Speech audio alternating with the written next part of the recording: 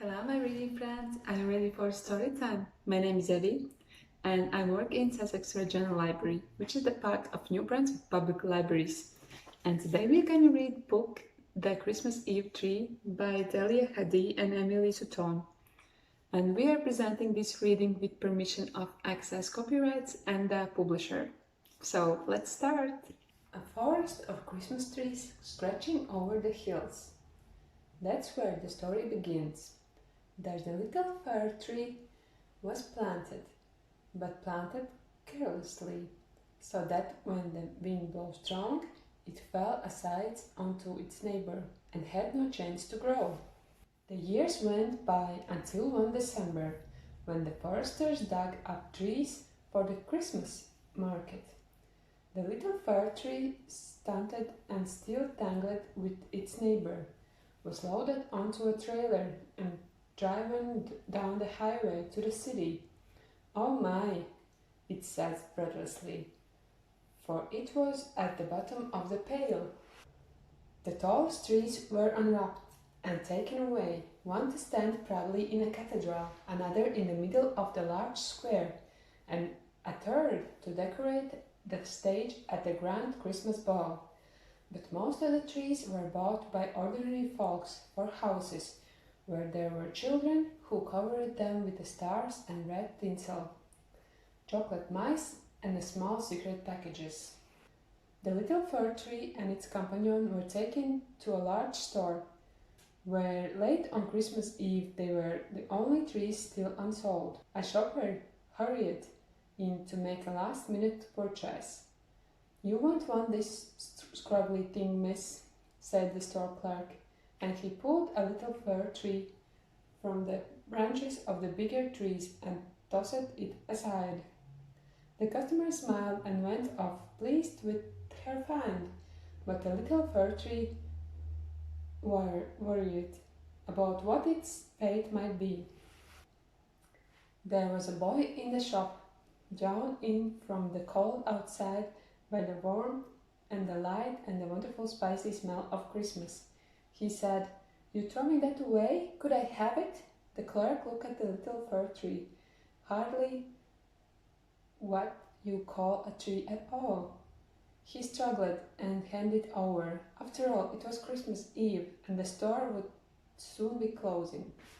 The boy went outside into cheerless evening. He held the little fir tree carefully in front of him, so that none of the few crooked branches would be snapped off by shoppers on the sidewalk. He set off on the long walk to the river. On his way he found a cardboard box in a trash can and brought it along too. When he came to the shore, the tide was out, and down the step a small pebbly beach was showing. The boy climbed down and, digging the mud with his hands, planted the little fir tree in a cardboard box. Near the steps under the arch of the railway bridge, the boy had another cardboard box big enough to sleep in. He put the tree in a pavement in front of him. "What a poor thing I am," thought the little fir tree, but the boy seemed pleased, so the little fir tree felt more cheerful. "I belong to someone now," it thought to itself, and it began to feel like Christmas. A passerby dropped a coin in the boy's lap. It was enough to buy him dinner. But instead he crossed over to the newsstand and bought some candles and a box of matches. He attached the candle to the branches of the little fir tree. Now other people were returning to claim their cardboard box for the night. They gathered around the boy and the little fir tree. An old street performer with an accordion sat down, and soon the note of Christmas song blended with heavy rumble of the train overhead. Everyone started to sing. More people gathered, homebound travelers, theater-goers, sightseers. A policeman tried to move them on, but they stood where they were, singing, and the traffic was brought to a halt. The candles burned steadily. and the old man played, and still the people sang. The little fir tree felt it would burst with happiness, because clearly the boy had forgotten that tonight he would sleep in a cardboard box under the railway arch, and that tomorrow he would eat not turkey but soup in a soup kitchen, if he was lucky.